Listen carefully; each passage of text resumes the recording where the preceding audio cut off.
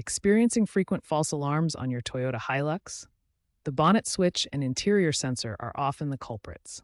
The bonnet switch, located under the hood, can corrode from mud or water, causing intermittent signals. Inspect it for damage and clean any debris. The interior sensor, which detects movement or vibrations, might be oversensitive. Try adjusting the sensitivity settings.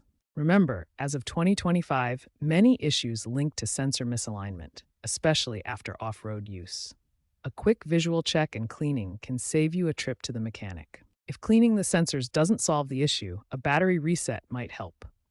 Disconnecting the battery interrupts the ECU's memory, resetting alarm parameters, and clearing temporary glitches. To do this, disconnect the negative terminal for about 10 minutes, then reconnect it. Be cautious, as this might reset your radio settings. A battery reset is most effective for clearing temporary glitches, but for persistent problems or post-2020 models, consider a professional reset to avoid voiding warranties. If the alarm continues after these steps, it is important to visit a mechanic.